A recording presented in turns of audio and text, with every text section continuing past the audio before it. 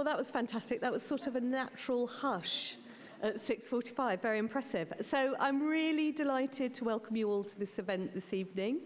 It's doubly exciting for me because this is the first event for a 3-year collection care research project called Reshaping the Collectible When Artworks Live in the Museum, and which is generously funded by the Andrew W. Mellon Foundation, so thank you to them. This project looks at how the museum can support works that challenge our structures, works which unfold during their life, works which question the boundaries between the artwork, the archive, and the record, and works which have complex social and technological dependencies.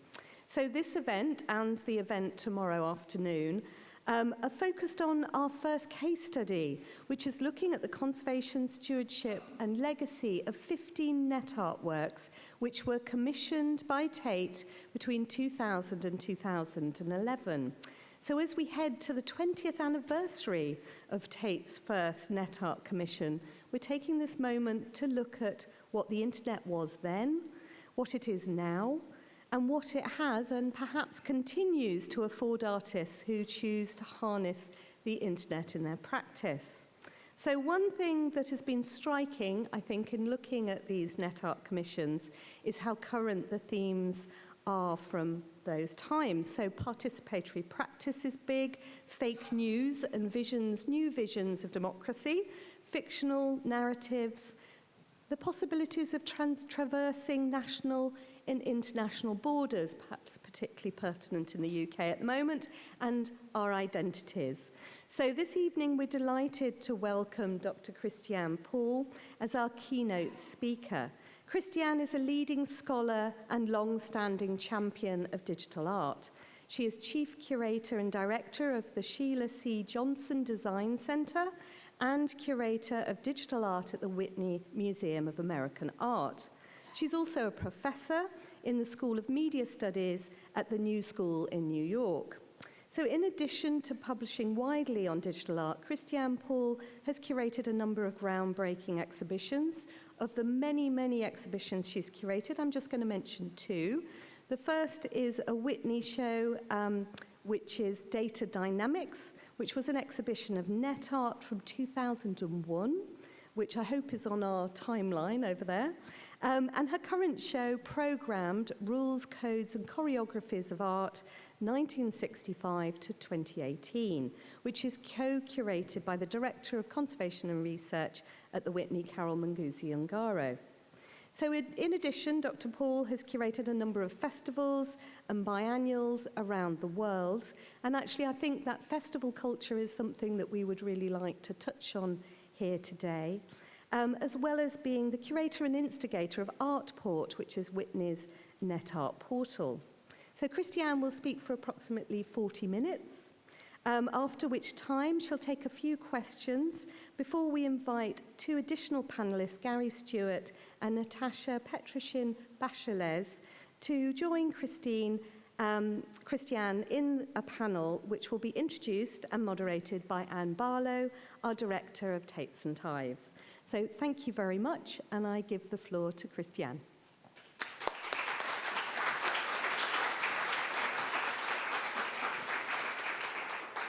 Thanks so much for the introduction, Pip, and good evening. Thanks so much for inviting me. It's a great honor to be here tonight and to see so many people who have been really influential in creating the field of net art. I'm looking at a tweet from Antonio who just said, it's basically a party and all of your friends are invited. Yay. I'm also faced with an impossible task of giving a brief overview in 40 minutes, which will be impossible, so I have to give advance apologies to all of the people who may be in the room and whom I'm not mentioning in this brief outline of a history. There just isn't enough time, and hopefully we'll get to it later. Net art by now has lived many lives, and it is very much alive and has a long history. So I'm structuring this talk around net art histories, around display and collection, and then finally some issues related to preservation, basically to raise questions here. So if one talks about net art histories, one has to at least briefly consider the history of the web, which in and of itself is a long one. There are various predecessors that are frequently mentioned. Paul Otlet's and Henry Lafontaine's Mandaneum, which was basically a thought and initiated the idea of a web of resources that would contain the linked knowledge of the world. Equally important was Vannevar Bush's Memex, a proposal he made in an article for a machine that could contain basically, once again, all of the knowledge of the world in hyperlinked documents that could be annotated by people. The files would be loaded in on microfilm. Of course, the whole thing was an impossibility, if just think about all of the web pages we're looking at right now, but it really anticipated the notion of a hyperlinked web. Coleridge wrote his poem Kublai Khan, mentioning Xanadu, the palace of Kublai Khan, the poem itself, an annotated fragment, and that inspired Ted Nelson to name his proposal for a xanological structure that would deep link documents, Xanadu. Xanadu, once again, something that would never happen. Wired once called it the biggest vaporware ever created or conceptualized. But once again, it created an idea of a hyperlinked docuverse. Nelson would say that the web is actually a very cheap simplification of what he originally proposed, which was much more of an open kind of document. And I think what comes closest to it today is Wikipedia, and the parallels are nicely illustrated by Martin Wattenberg and Fernanda Viegas' History Flow, which looks at the editing of Wikipedia and visualizes it, and still has some moments of this original idea of xenological structure. When the web was launched, finally, artists immediately began to work with it and work on it, and net art was born. And as opposed to some people who have denied that there are masterpieces, I think the masterpieces, as in every medium, were created early on, such as Olya Lialina's My Boyfriend Came Back from the War, or Agatha Appears. Among the early practitioners in Europe were Olya, as well as Alexei Shulgin, Heath Bunting, Vukozic, Jody, Rachel Baker, and many others. This group became known as the net.art group. It was actually Pitt Schultz who created that term. It was partly wrongly attributed to Vuk for a while, and Alexei famously created that myth that it actually was a glitch in an email transmission that shrunk words into net.art. So this was a predominantly European movement, although artists, of course, were in touch. In the US, in the meantime, we also saw a lot of early practitioners, among them Amy Alexander, Mark Napier, Andy Deck, and Yael Kanarek. So net art early on saw a strong practice. Many people have said that early net art was naive. I don't recall ever seeing naivete among the early practitioners. Net art certainly was more playful, but I think everybody immediately saw where this was going, that it would be only a short window in which the web would be open to artistic practice in the form it took way back then, and would be quickly colonialized by commerce. What also was realized early on was that the art really happens in the network itself. MTAA created this early simple net art diagram. The art happens here in between the machines, and equally Jodi's map of net art practices also pointed to the importance of the network between artists and technologically speaking. Organizations also were born early on and started supporting the medium. In 1996, Rhizome was founded. What you see up here is actually an early splash page on Rhizome via the Wayback Machine.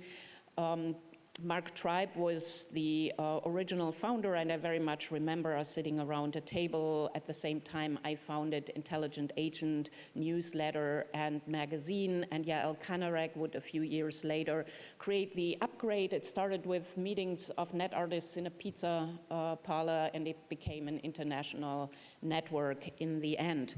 Critics such as Josephine Bosma and Tilman Baumgärtel also early on would get involved in the practice. I think the most pronounced shift we have seen is that from Web 1.0 to Web 2.0. What you see up here on the screen is actually kind of table that O'Reilly Media created, pointing to certain kinds of movements, from DoubleClick to Google AdSense, from stickiness to syndication, from MP3 to Napster. Of course, this is also older right now. I took the liberty to annotate this a little bit and break it down into advertising, marketing, publishing platforms, software frameworks, and content filtering, which went from the taxonomy of directories to tagging and folksonomies.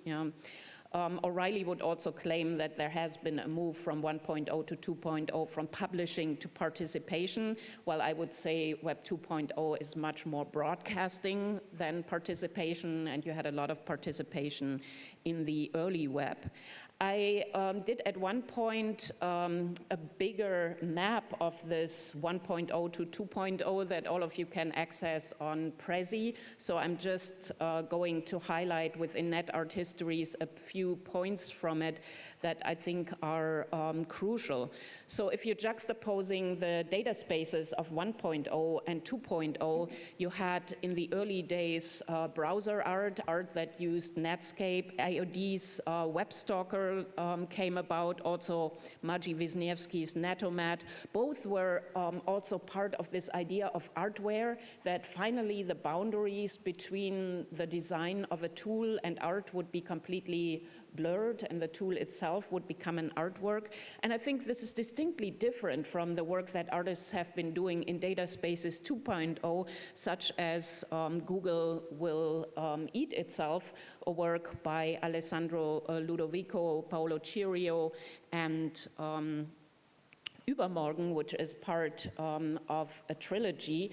So what you see here is already a much deeper engagement with corporate structures in those data spaces from 1.0 to 2.0. The same could be said about data frameworks. If you look at Mark Napier's Riot, for example, which allowed you to remix 3 different URLs in the browser window, thereby basically undermining and abandoning the corporate structure of the web page. That's very different from Face to Facebook, also by Alessandro Ludovico and Paolo Cirio, where they from the start had to work with a team of lawyers when they scraped 1 million user profiles of Facebook and created a dating website on the basis of them. So that once again much more focused on the structures and corporate structures that had been implemented at that point. So then you can also look at MUDs and MOOs and the graphic chat rooms in the beginning. So Adrian Janik and Lisa Branais famously created Desktop Theater, where they would be invading the palace in order to do performances of Waiting for Godot, for example. And that was, once again, a very different practice from what would happen in virtual worlds and massive multiplayer online role-playing games much later, or in Second Life. If we're looking at works by Joe DeLab, such as Dead in Iraq, where he was reading the names of fallen soldiers, or the works such as Velvet Strike that would engage with violence in video games. Yeah. We can also juxtapose Identity 1.0 to Identity 2.0. Early works by Heath Bunting, which basically showed how the bio of an artist in the words that would describe his life were basically all already corporately appropriated by companies that had registered words such as is.com, etc., or Mouchette's play with identity. And then in 2.0, works by Amelia Almond, for example, which perform in a very different way on platforms such as Instagram, or a work by Zhang Ge that allowed for the upload of selfies into Times Square and on other big screens around the world. Part of that identity were also experiments with live broadcasting. In the beginning, webcams and See You See Me. Tina Laporta would do multiple performances, performing identity and conversation, and that work deeply depended on the delays in transmission, on the glitches, which were conceptually part of the work. Or Jennifer Ringley's JennyCam, not even conceived as an artwork per se, but by many considered one in the ways it performed identity in brutal everydayness and honesty. And that work is substantially different from what we would see on YouTube or Chatroulette later.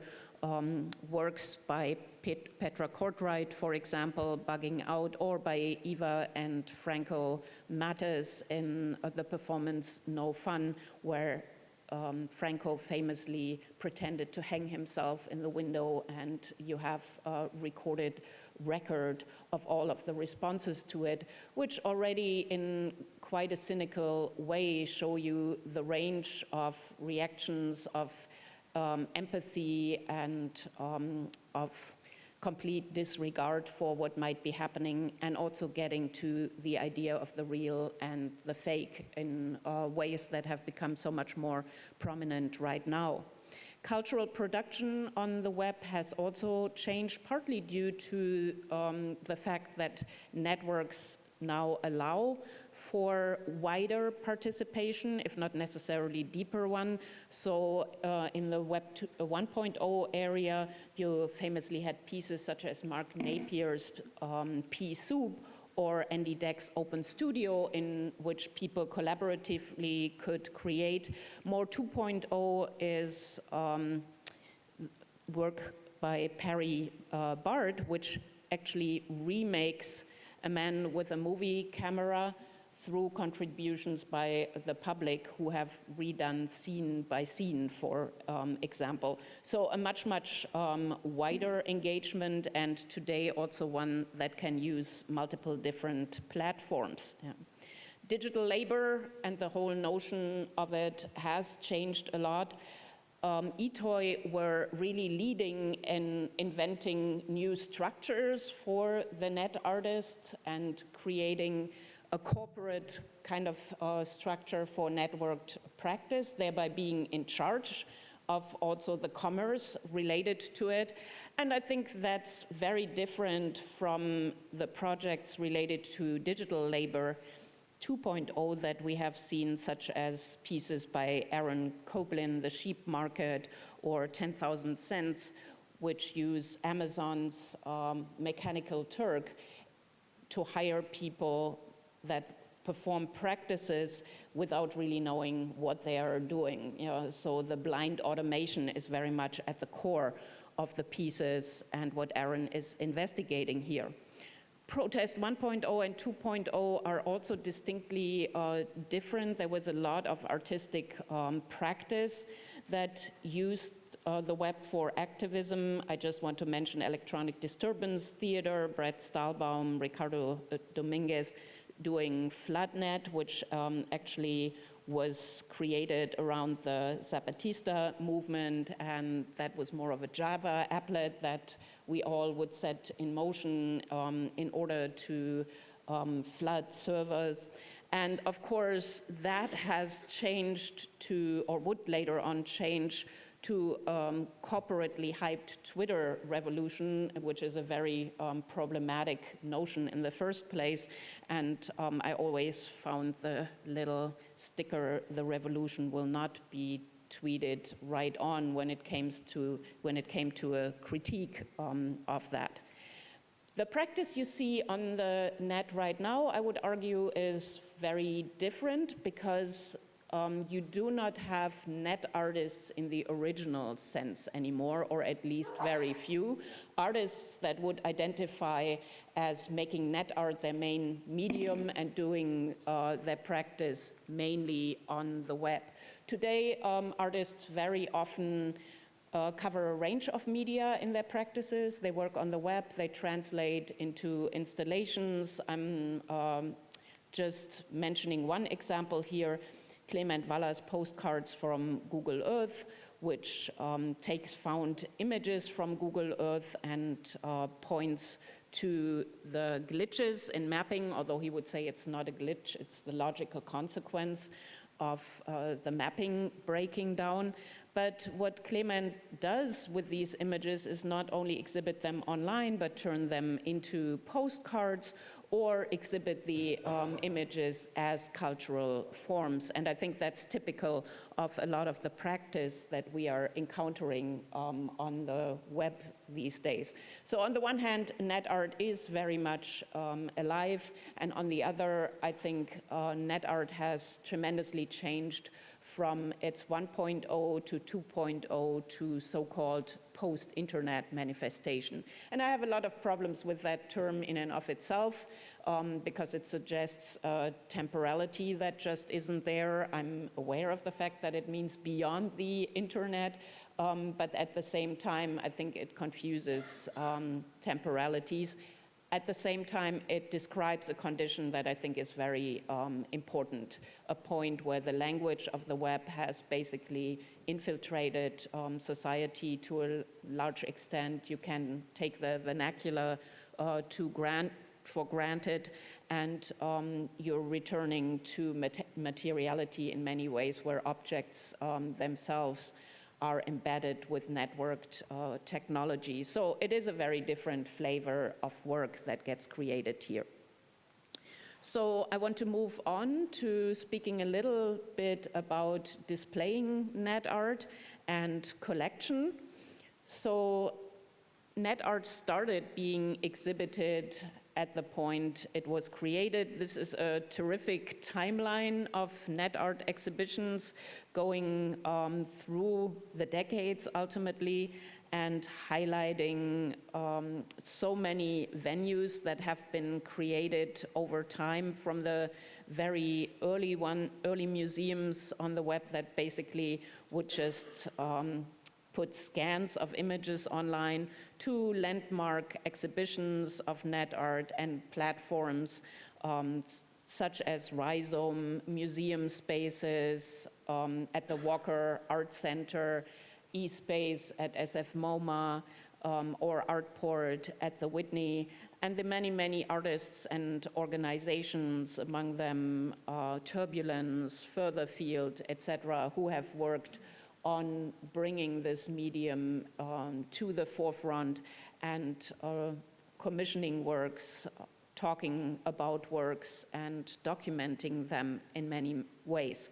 What this timeline already shows you is that this is a fairly messy affair. If you dive deeper into this, and it is available online, of course, you get a lot of confusions between images published online, concepts of a museum that you find here, and I think that has only been amplified right now.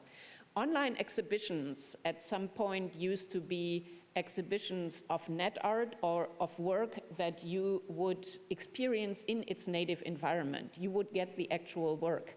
Today, when I talk to my students, for example, they do not see distinctions anymore between an online exhibition that presents net art mixed with images of sculptures in physical space, works that exist in documentation but become part of these exhibitions, which I frankly find very confusing. But the boundaries also have been blurry from the start, and that's important to keep in mind. Franz Thalmayr famously said that it's easier to get an entire museum collection on the internet than to get a single exhibition of net art into a museum space. And a lot of that has been true and still happens to be true for various reasons. In the beginning, there of course also was quite a resistance of net artists doing that, because there was this early ethos of we are circumventing the established structures. We are democratizing the medium of art. Anyone can put their artwork online and it can be seen by anyone. There also were early on artists who would say, well, I'm creating art with a capital A that actually should be seen in the context of museums. There was a lot of talk about net art having to be seen in its native environment and not in a museum. I always thought that was slightly nonsensical, because it seemed to assume that the internet existed only in your living room and not in a museum. But of course, the net is everywhere. Hence, I think art could also live in the public space of the museum, but it has to be significantly adapted for that space to make sense, and that in and of itself is a long conversation. When Douglas Davis created his net art project, The World's First Collaborative Sentence, in 1994, it was shown in an exhibition called Interactions, and what you see here in the image on the left is actually a printout of the contributions tacked to the wall. So here you already have the physical net art exhibition in an early 1994 manifestations. I did the exhibition Data Dynamics in 2001 at the Whitney Museum, which Pip already mentioned in her introduction. These were all net art pieces shown in the exhibition space. I think the exhibition was ahead of its time, not necessarily in a good sense when it came to a museum exhibition, because most of the Whitney's fairly mainstream audience seemed to be completely puzzled by what they were encountering in the exhibition space. But one thing I want to highlight here is the fact that net art pieces being shown in physical space can take on very, very different manifestations that will often not be repeated anymore. So what you see here in the background is Martin Wattenberg and Marek Walczak's The Apartment, a piece in which you would basically type words into a Java applet that then would generate the blueprint of an apartment. The artists had categorized the whole thesaurus to create these dynamic rooms, and they would also take a 3D form through Google image searches. So on the top left, you are seeing a sketch for the exhibition at the Whitney with a user input station for the 2D and then a projection for the 3D. Below it is an image of the same work at Ars Electronica, where you have a side-by-side projection of the 2D and 3D, an input table for multiple people, and an archive station where all the apartments and cities created could be browsed by visitors. So radically different installation. And then on the right, you see a version of it here at Electrohype Festival. I think that version was actually shown most as a projection onto a table only. So net art, as it would be encountered in physical space, would also take radically different forms. Another way of showing net art online was, of course, the portal, the online-only exhibition. I created Artport in 2001, and you see a screenshot of the early version, and on the right, what it looks now. Part of the site has been ported to a new interface. We're still working on some of the earlier pieces. And in 2006, we actually did co-commissions with Tate. So the 3 pieces up on the screen here, the dumpster, screening circle, and the Battle of Algiers were all co-commissioned with Tate. I very much liked this collaboration because it also was an opportunity to pool resources and do something bigger. Tate commissioned texts for the individual pieces, and I think there's something to be said for widening the audience. Obviously, net art is accessible to anyone potentially, but at the same time, a different portal will reach a different audience, and joining portals in order to do this makes a lot of sense, and it also has been something that museums, at least in the past, have been hesitant to do. They want their brand and do not necessarily want to do joint exhibitions. One of the pieces that was co-commissioned with Tate, the Battle of Algiers, is currently shown in Programmed Rules, Codes, and Choreographies in Art, which is still up at the Whitney Museum. It is not a net art show, but 6 of the pieces commissioned for Artport are included in this exhibition, and all of them had to be modified in order to make sense in physical space. The Battle of Algiers is a piece that takes the famous film by Pontecorvo as a starting point. The artists have broken down this film into clips related to the Algerian resistance and the French authorities. If you experience it online, you presumably will encounter a screen that explains what's going on from the start. So you are actually able to draw Algerian resistance cells and then French authority cells and set them into motion. They will start moving according to a different rule set, the French authorities fairly linearly, and the resistance in often terrorist-like cell structures. And when they clash, scenes of violence and torture will be launched. Showing this piece in the physical space is very different, and we modified the interface. This is actually a pre-installation shot, so we have an iPad input station, and then it's ported to a screen. And this happened during the installation. The audiovisual team working on it just drew AV rules onto the screen, and that should have told me something, because throughout the whole exhibition, the audience has used the piece as a drawing pad, which was not quite its intent, but that's what they do to start it off.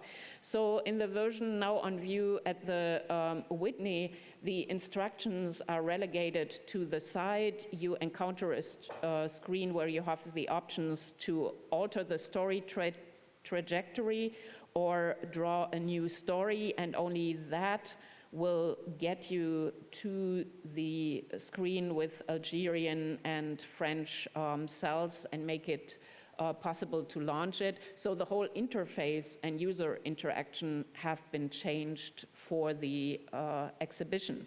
We are also showing Casey Rier's software structures in this exhibition. Once again, a radically different experience if you see the work online.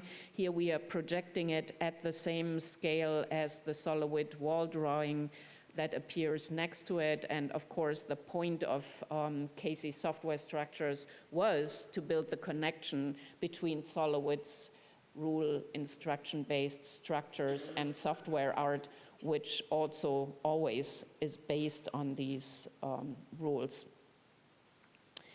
Yet another manifestation of online exhibition I want to mention here is the Sunrise Sunset series that I'm curating for Artport. And that is a 30-second intervention that happens every morning and evening in New York at sunrise and sunset. Right now you're seeing the current project by Exonimo. So if you visit whitney.org, no matter what page you're on at sunrise or sunset, the image will suddenly draw back into the screen and become visible on this tiny little laptop, and you can still navigate that tiny little laptop, you know. So that is an intervention that is up only for 30 seconds, but I always very much liked this concept of taking over a complete website, and I think that has been possible only to certain kind of institutional policies and funding structures, which we can talk about at a later point. But what the series does is reintroduce the performative into this medium.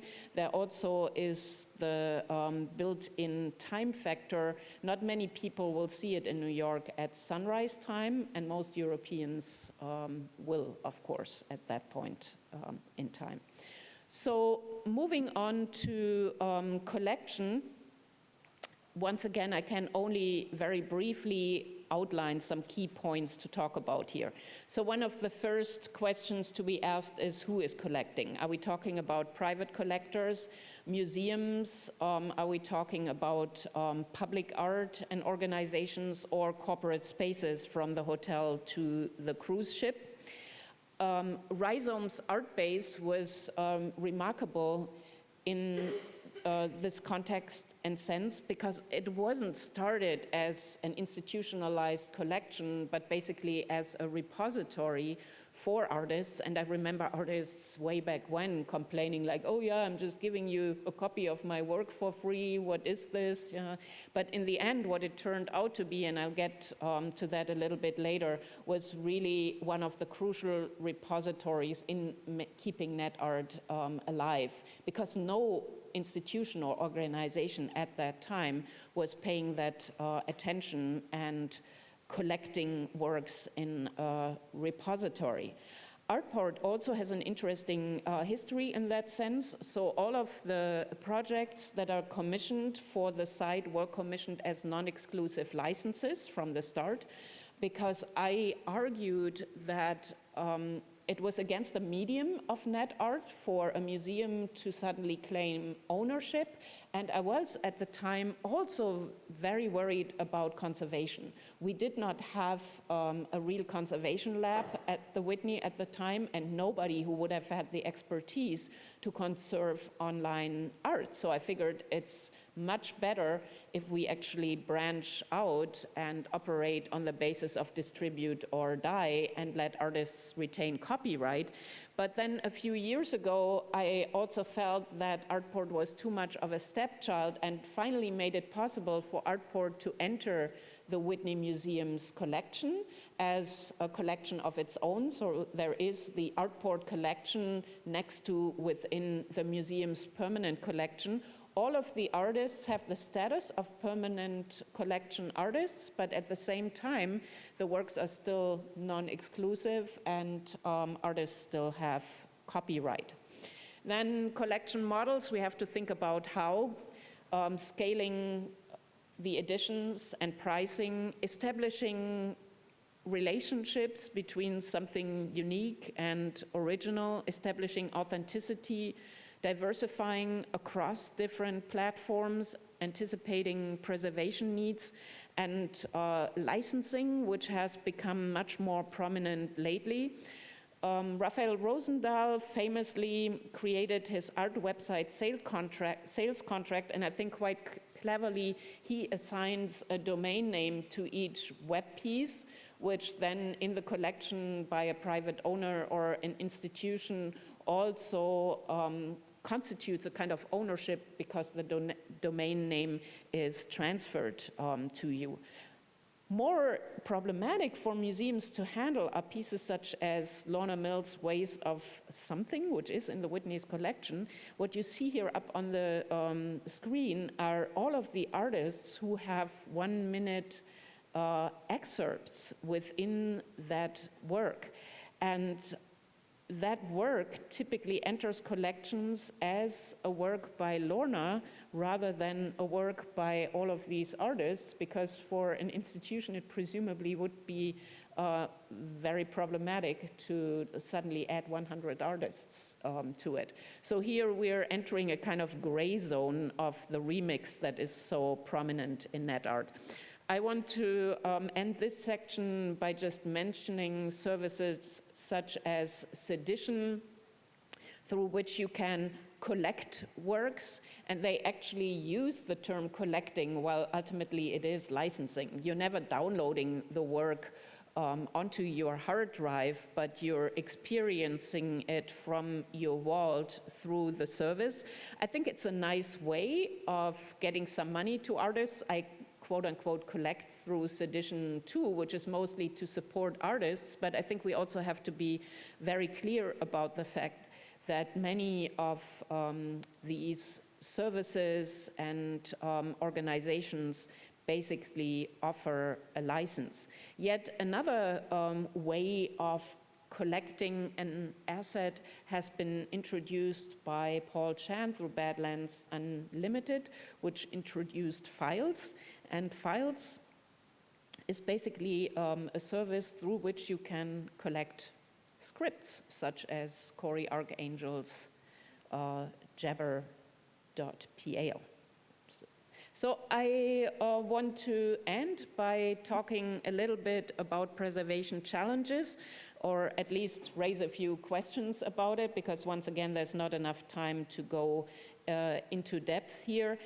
The biggest challenge for net art is that it is alive. It constantly changes over time. And if you archive net art, if you want to preserve it, you have to archive context. And that is a very complex endeavor that many institutions aren't necessarily prepared for. I think creating a record, creating documentation, creating an archive is a crucial moment within the multi-tiered preservation process. I think preservation has made big steps forward. We have seen alliances such as DOCAM, the Variable Media Network and its initiatives, Inca Matters in Media Art, V2 ran Unstable Media for a while.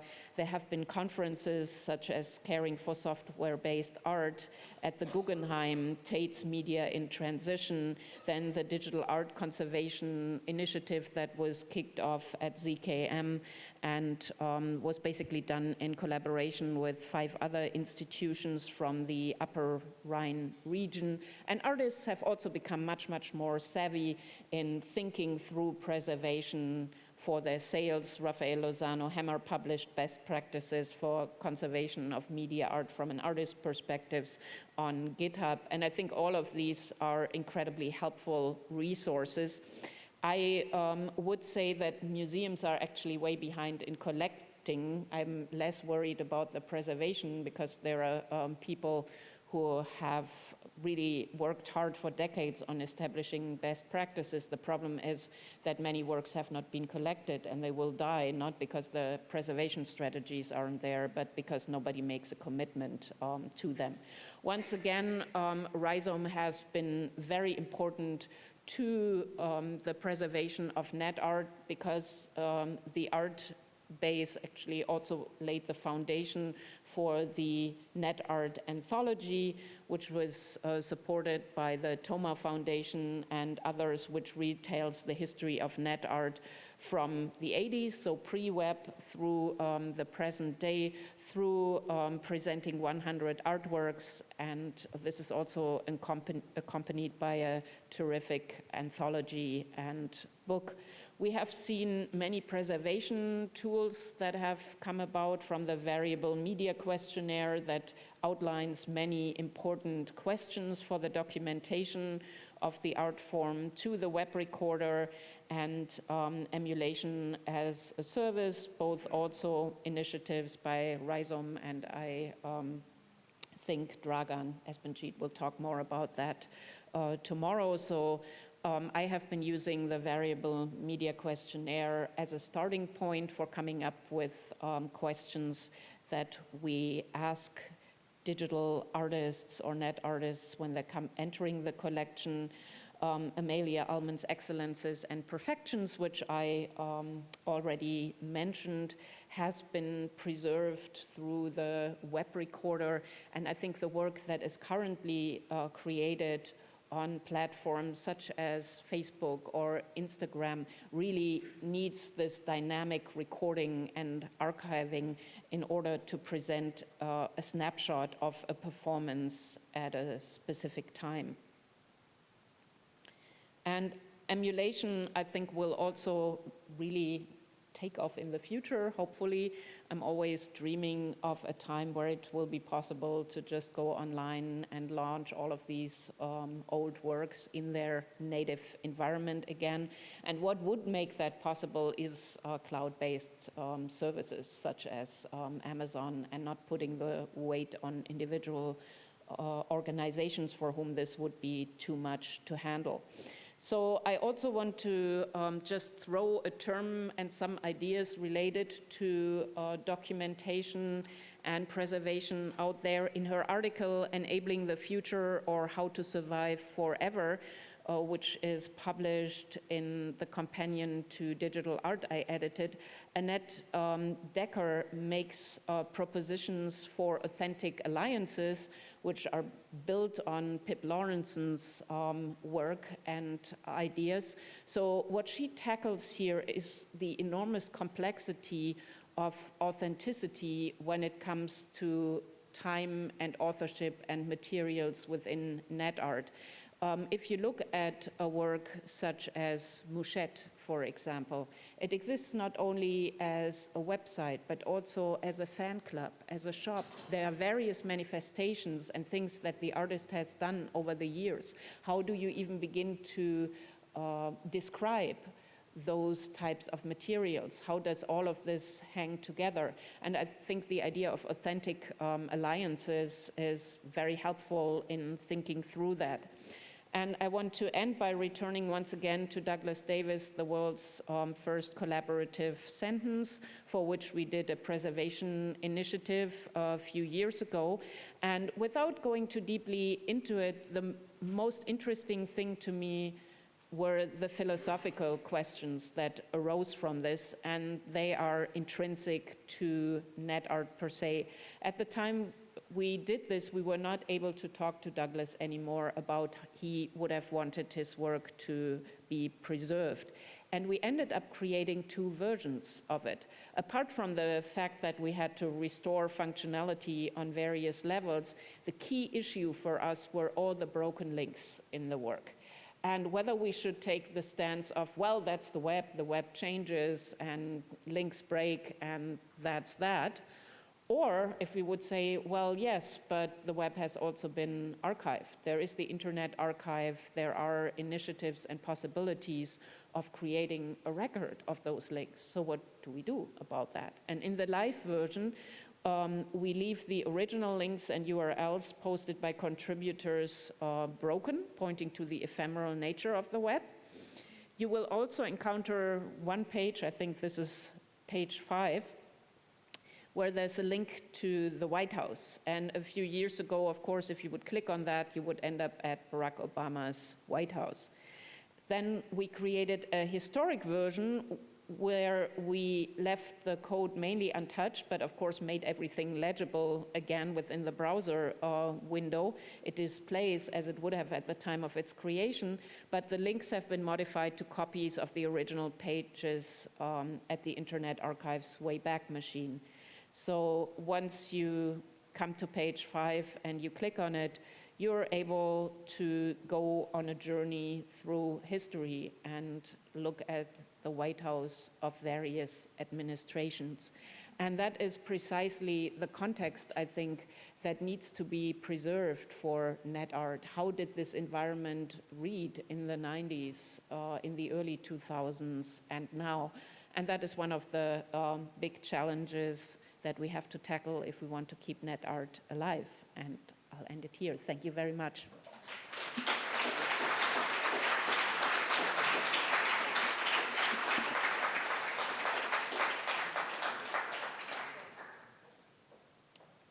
Any questions? I think.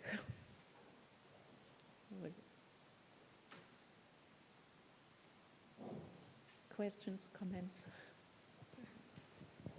Go ahead.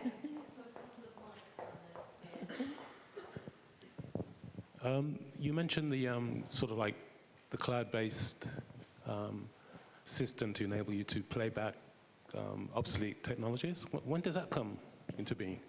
Because that's going to be quite significant in terms of the things I'm talking about.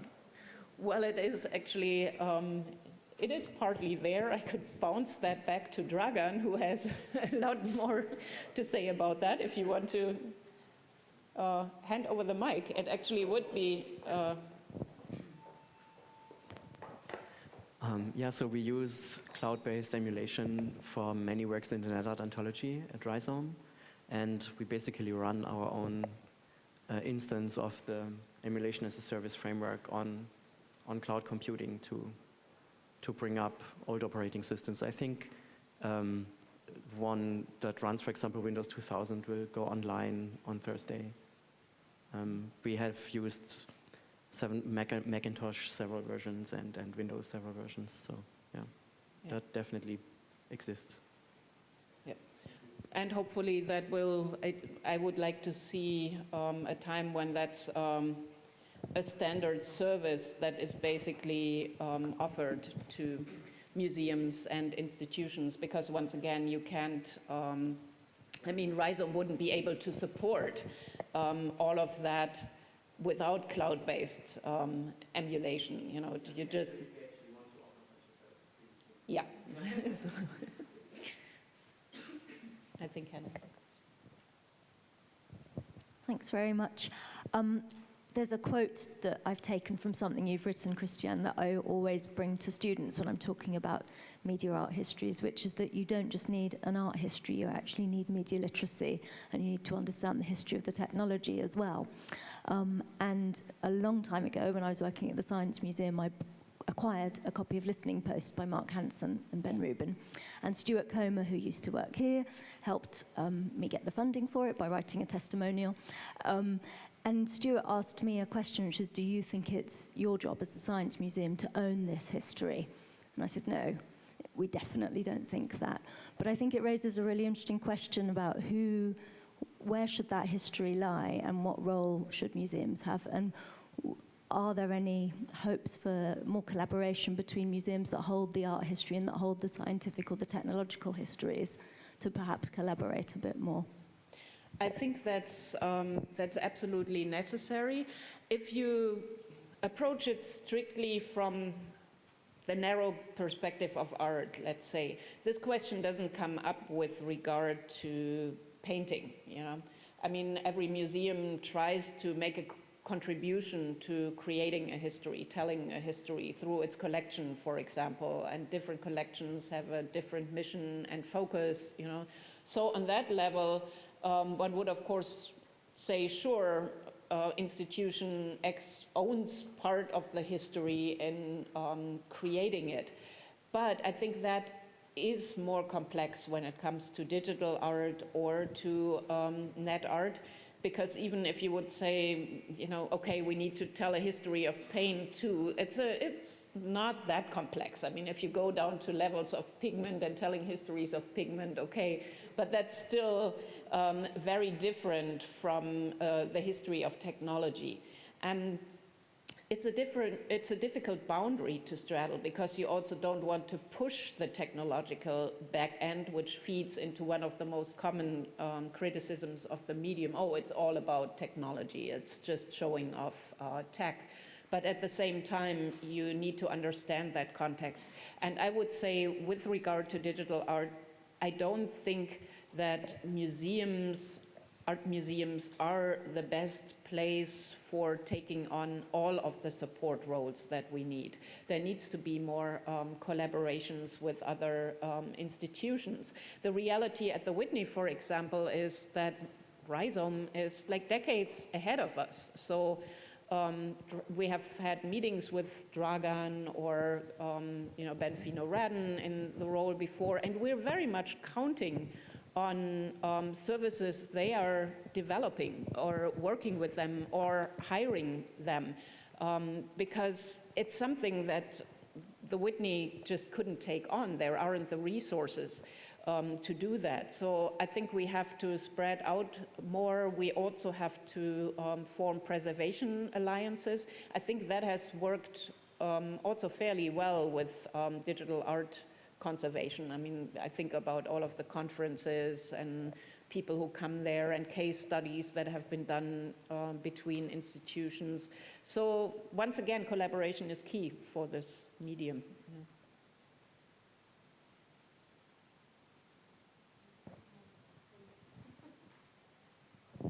So I was really interested in your comment about the complexity of archiving the context. Mm-hmm. And I wonder if you could say a little bit more about what you think needs to be captured around these works, and also just whether audiences are kind of managing to navigate the kind of fairly complex narratives that I think you're presenting. Yeah, it's difficult on many levels. So, of course, art always runs into that question of, oh, it's a work that has been created in the 60s and we have to establish a certain kind of context for it. I think in general, there is more familiarity with certain kinds of contexts in the real world than the context of the web or the net, which people may have entered at a later point in life. And then you have to ask questions about each individual work. I think a work like Douglas Davis' sentence, once again, a great example. It's nothing but this endless sentence you can contribute to. In 1994, that was a pretty visionary idea, because what he saw already was the potential for social media, for collaborative environments, for talking back. But it also today looks incredibly simple. So I think you need to resurrect the context for that, not only in the sense of the broken links, but also what a work meant at a certain time. One of the questions in the preservation was, oh, should we update basically the look and feel of it in terms of the browser? And I was like, no, let's not add 2.0 or today's navigation structures to it, because if the work had been created at that time, he would have created a very different type of work. So to some extent, we have to establish sometimes technological context. The context of a practice. The practice in the 90s was very different. Interfaces were very different. Yeah? So if I mention certain kinds of ideas to students, they just have no reference for it anymore. So we have to, I think it is important to provide that context on various levels, and there also is no silver bullet, because you have to ask very specific questions about every work. This is one thing that I think Net Art Anthology has done in a great way. It's a very labor-intensive process to do so.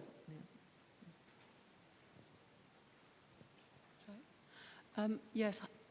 Thanks very much, Birgit Ahrens. I've got a couple of follow-up points to what Hannah Redler and also Pip Lawrence said regarding context. In fact, with regards to the Science Museum, a lot of the hardware that we know of the history of computing is there. And I do always find the representation of the culture of net-based art strangely disembodied from that material culture. So I think of the net art as being something based on a domestic computer system, or having a frame in which this gets viewed. So I always find there's an absence of that visual culture of the hardware that actually shows those webs. So when you show the works now, there is always just screenshots that you see. Just wonder why that is, or you think there are different approaches to it, or is this very specific to net art that tends to be ignored, or is it because also that hardware has even less of a survival rate than the software which enables such works? Oh, yes, just one clarification. What did you say about screenshots, or what was the point? Yeah, when you show works of net arts, that is always just a screenshot. There were some installation shots that you showed, but I'm just wondering why is there an absence of showing the works within the screen of the computer. So why is the computer itself absent from the representation of the culture of the net art? So once again, a fairly complex issue. I think what is crucial to that is first of all to ask, is this a hardware piece or is this a software piece? Yeah. For many pieces, artists would say, well, I don't care what machine this is running, what physical computer this is running on, whether that's a 4K flat screen or whether this is an old clunky machine, the software has to look the way it was supposed to look. That would be true for some pieces. For others, it's absolutely crucial to establish that the way, for example, early video works were created for the box of the CRT monitor rather than being projected. So in terms of the screenshots, I always take screenshots with the browser. Typically. So what is important is like, oh, this was Netscape, this was, whatever. And many of these screenshots I've actually taken over the years, not yesterday for the presentation, but they are actually old ones that I pull from my hard drive that still show a native browser environment. Admittedly, I'm a little bit sloppier about always taking an image of a computer. Sometimes that's important. Sometimes it's absolutely not. I mean, it really depends on the work. Yeah. So hardware-based pieces, of course, are the most difficult to preserve because they will die forever with the hardware. Yeah. And yes, you can stockpile, but that won't last through centuries. Good example being Cory Arcangel's Super Mario Clouds, which is a Nintendo hardware piece. And he would say, so once the last system is gone and the cartridges are all gone, mothball it, that was it. The code can forever live online, as a conceptual thing. But once again, I think we have to ask those questions for every individual work. Some of them very well translate, across all kinds of hardware platforms. We talked about Jung Adjunct's heavy industries today. That would be one good example. Yeah. And others really absolutely depend on that context and should be shown in a museum space. If one of those pieces had been programmed, which is not the case, but then I actually would have put an old hardware on a table. Also, Rhizome's exhibition in conjunction with the Net Art Anthology is a good example of that because attention has been paid to that aspect of it.